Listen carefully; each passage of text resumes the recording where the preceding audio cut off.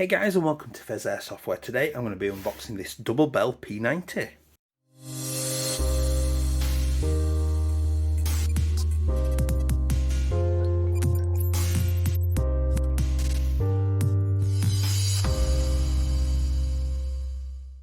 Hey guys, and welcome back. If you do enjoy this content today, please do consider liking, commenting and subscribing, because those interactions help me get seen by the YouTube algorithms and help the channel grow. Use the Linktree link down below, will take you to all of my socials, including my Discord and my merch store. And if you want to support the channel a little bit more, the join button down below will take you to channel memberships, 99p a month, totally optional, really appreciated.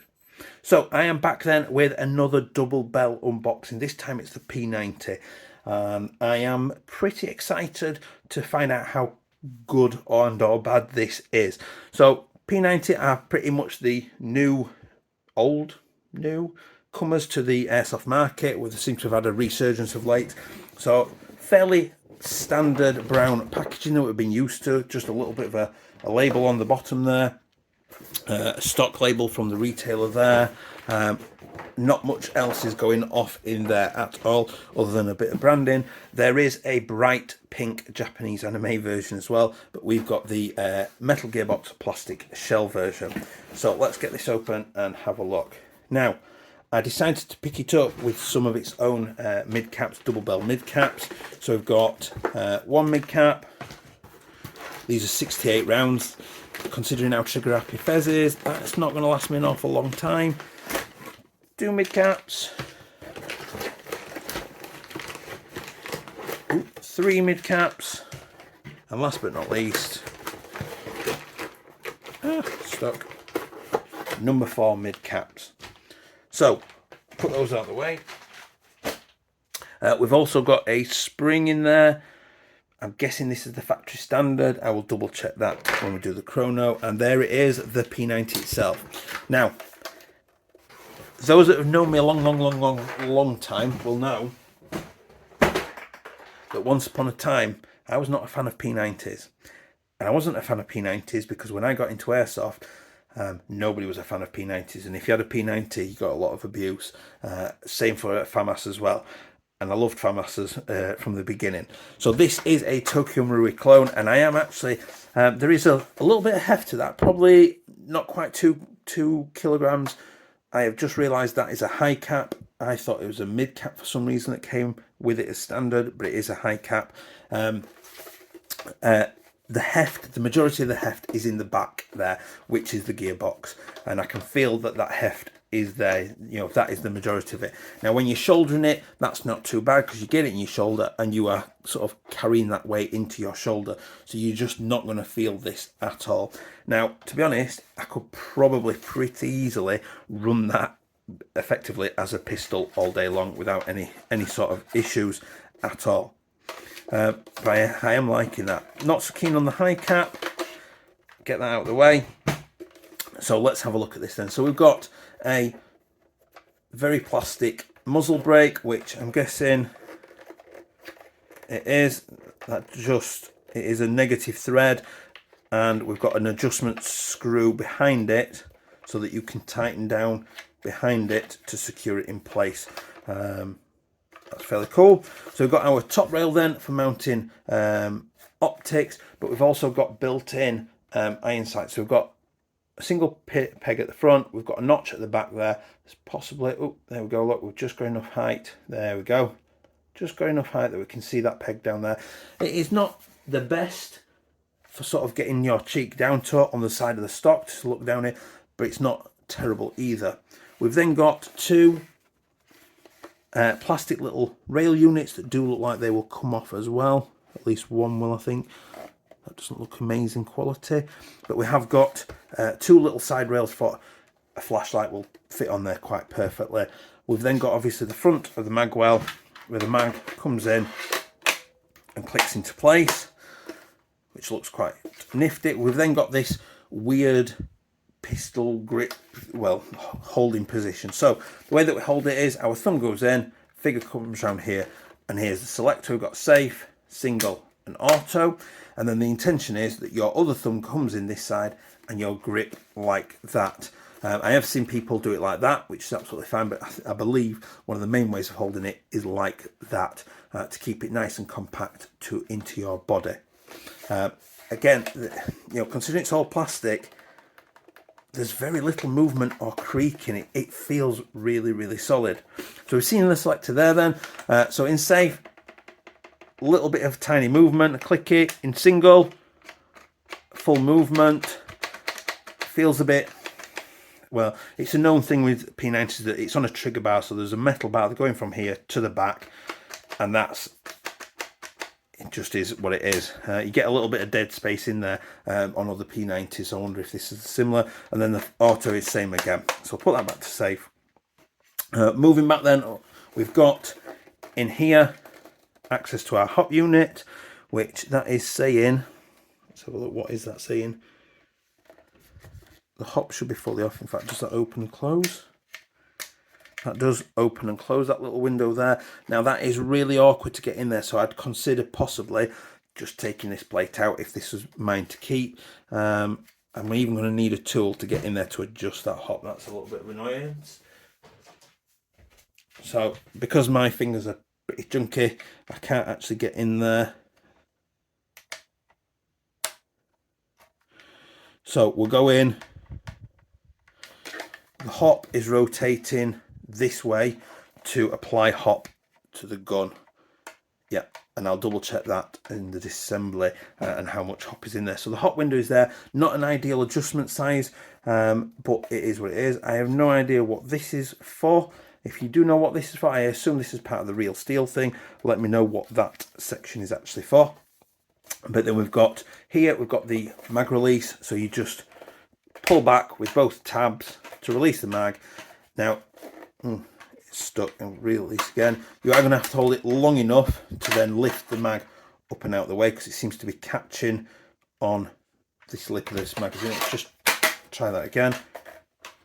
See, if I hold it back, see, if I pull it, release it, and then hold one side, it keeps it out of the way long enough, famous last words, to release the whole mag, and the mag comes out. So make sure that you pull it all the way back first, keep one thumb on whilst lifting the mag up and out. Coming to the back of the stock then, we've just got plain black stock, and we've got our battery cover, which is button release, the battery cover comes down and clicks out, and it is finished off in a mini Tamiya. And ooh, that is, I bet that is a quick change spring right there. That is a little bit interesting. That intrigues me immensely. Quick change spring system in there. That is a nice little touch if that's what it is, and we will check that out shortly. So the whole thing together, would have liked a Dean's T connector in there, just because I find that they're a little bit better quality. The mini Tamiya connectors over time just sort of degrade, because you put in back, it's basically a hole where a pin goes in and out, and over time as you're wiggling those batteries about, they just sort of widen up, and you get a worse and worse connection, which adds to the resistance, which means that you're just not getting the efficiency of the power from the battery. The T connectors are soldered straight. They are solid metal blocks basically soldered onto the end of the wires, so there's no real loosening of that connection at all. Now it is looking pretty damn nice. I am looking at the charging handle, does literally nothing. It's just on a spring, and it is entirely for cosmetic reasons only, and it even makes a lovely plasticky ding when you go through it like that. So I'm going to go and chrono it, range test it, and see where we're up to.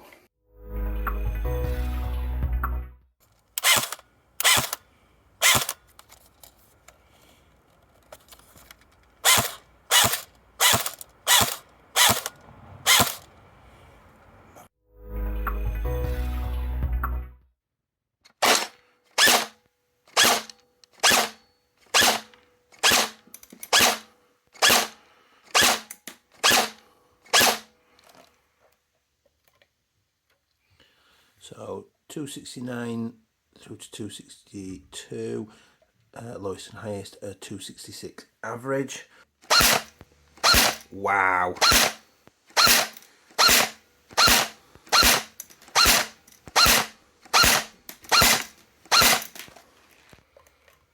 So 402 up to 406 FPS, average 409. Wow, a little bit spicy for the UK there.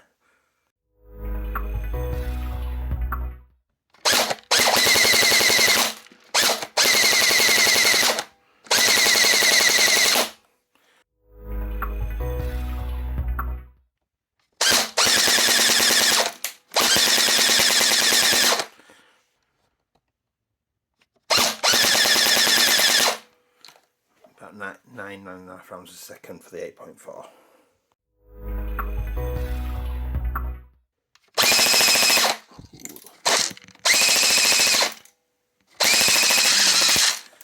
Just short of 14 rounds a second.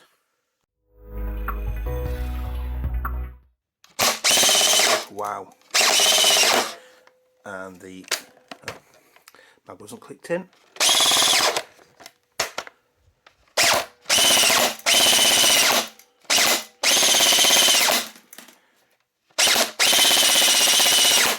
About 16 rounds a second. And I am back then. So we'll do the range test then. What I was noticing is definitely putting out over 40 meters with the spring that's in it, but I'm noticing it's going off to one side. And at first I thought it was wind, so I tried it on a different occasion and it was doing the same thing. So I assume the hot rubber is sort of, instead of being flat into the barrel, it's off to one side to give it slight angled backspin to take it off towards the left. That's not to worry. That relatively easily should be fixable, so that's not a problem. In terms of chrono then, so it was doing about 269 down to 262 FPS, so about 266-ish FPS average, which is a little bit lower than I was hoping. So I then switched to the other spring, and the factory spring is doing about 400 FPS, which was like, woo. Now for the UK, that's a little bit spicy, so can't be using that. So we'll have to look at something else later, and I can confirm, yes, that is a quick change spring, which we'll look at in a second. So we did a 7.4 volt LiPo rate of fire then, and for this I used the high cap for both the that and the 8.4 as well, and I found that I actually had no issues with feeding. However, what I will say is there is only limited wind capacity in that mag. So after the 7.4, I had to take the mag out because it had already started sort of misfeeding because there wasn't enough wind in it, and I had to wind it back up. And the only way to wind it is to literally remove the mag from the weapon and wind it back up and then put it back in again. So just be aware of that. What I did find though is that it did work absolutely fine, and it did feed well with both the 7.4 and the 8.4. So to fill it up, there's just a little window there. Click that, you can see my gaudy light fitting up there, and the fact that there's only one orange bulb and 3 white ones. That's terrible. So you then pull back this sort of like little shovel plow system. I've left the window closed. You pull that back, then you open the little window, which can be a little bit tricky to get your thumb on. That, when it's open, holds the little compression tool there. You pour your BBs in. When you close the window, this comes back down again, and it's sprung straight forward. And what it does is it keeps the BBs compressed against the winding mechanism that feed them partially around this gear and then into this feed hole, that then drops straight into here and then get fired out the front. So just something to be aware of. So in terms of rate of fire then, I do think that my 8.4 NIM is on its way out. So it's only giving me like just over 9.5 rounds per second, which I'm pretty sure is wrong, and it should have been higher than that. So take that with a little bit of pinch of salt. The 7.4 LiPo was about 11 rounds per second, which I think is much more reasonable. Definitely right. 9.6 was about 13 to 14 rounds per second. Again, where we would expect it to be. And then the 11.1, by this point, the 9.6 and the 11.1, I was using the mid cap. It did seem to be misfeeding at first, and it just seemed to be that I'd just not quite clicked it in and gave it a tap down, and then it seemed to feed absolutely fine. What I suspect is that it's just a bedding in issue, if anything, that it's just going to take a little bit of time to bed in feeding. But I do like the fake rounds in there. Just add a little touch of class in there. So there are 4 of those. So we got about 16 rounds per second out the 11.1. There was one random like 18 RPS reading, but I think that was wrong. I think that was just more the chrono mistaken by what was going off with it. So fairly standard, easy going rate of fire, nothing overly exciting, but good enough for what it is and for what you would want it for. And this kind of thing is probably really good for CQB because it's so compact. But to be fair, with that 40+ meter range, you sort the hop alignment out, there's not going to be any sort of issues with range there. So quick change spring then. I brought an unusually large flathead screwdriver, so we're just going to push the button in and release the battery cover, and then all we're going to do is this giant screw here, flathead screw, we're just going to literally unscrew it.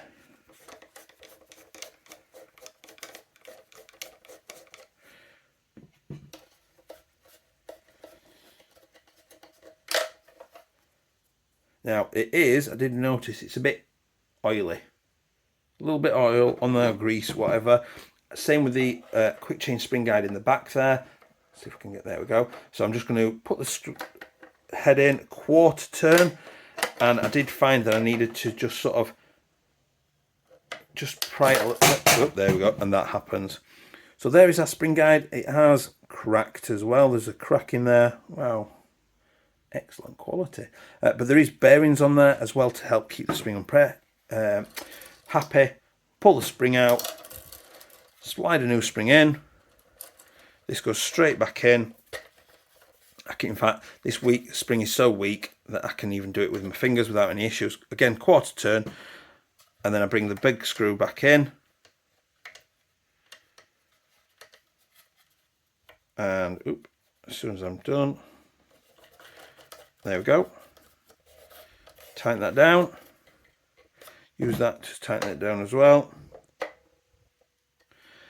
And that's it, nice and easy to change that spring. That is a great feature, and that is a real quick change spring.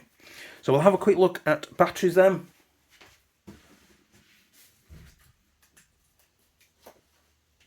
So I brought the batteries that I use to chrono, so a 7.4 NIM type. It's just a big compartment here on top of the gearbox. Now that more or less fits. Might not fit very happily. No, we might be all right getting that in there. It's going to be a little bit of a tight squeeze getting that in there, finding enough room for the wiring to go in, and then getting the cap on as well. But it will, do you know what? It probably is going to do it. It will go through. It's going to be a very tight cramp there, potentially going to nip these wires just here. So just be careful with that one. I've got 9.6. That's not going to fit at all. Not even convinced that the 8.4 will either. No, we're not going to. The traditional mini type would not sit that long. This cell would be sideways across there, which is what this is designed to take in it as a mini type NIM type battery, a small one. So this cell would actually be sat sideways like that. That would be obviously a little bit shorter and would fit in there. So traditionally, if it was not a nunchuck type, that would fit. The 11.1 then, absolutely no chance. Even putting those three side by side, they won't even go in. They're just wedged there. So let's have a look at any other little batteries that I've got that will fit.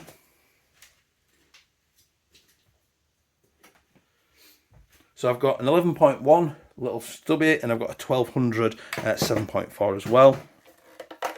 That will more than easily go in with significant spare room, and the 11.1 will also definitely go in. So you potentially want a couple of these or a couple of these for plenty of room. What you might want to do is maybe put a little bit of foam in there, just so you're not getting the rattle noise whilst you are running about. So quite a tight battery space in there, but it's not horrific. So what we're going to do is we're going to have a look at the gloved operation then.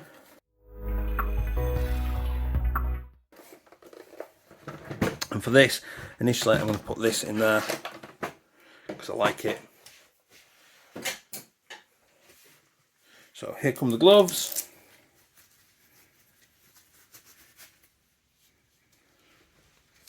Let's have a look at this bad boy.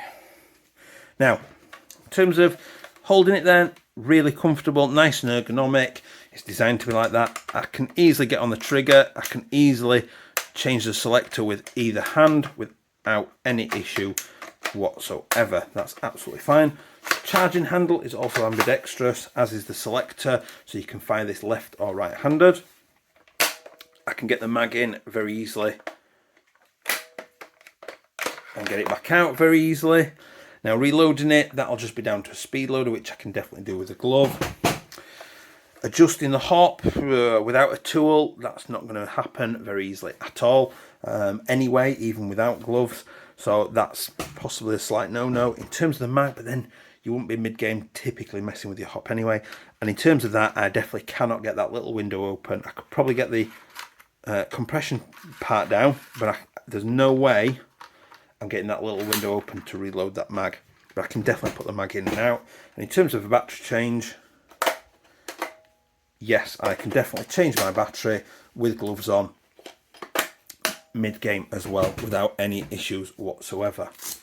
So these are pretty damn cheap. And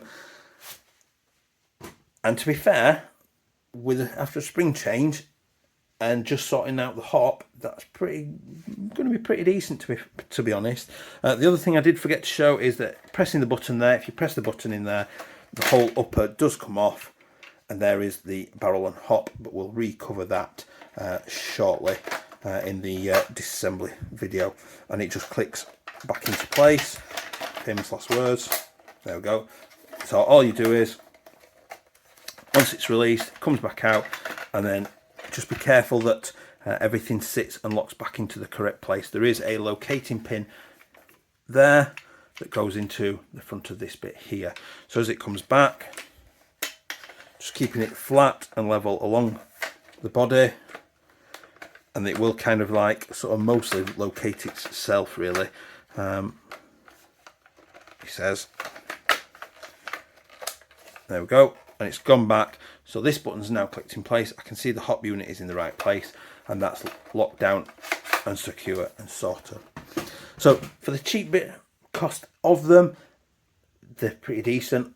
Couple of extra pounds into it just to make some little tweaks, and you're probably going to have a pretty decent little system there to run, particularly for CQB as well.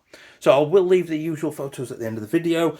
Please do remember to like, comment and subscribe, and I will see you next time. Bye.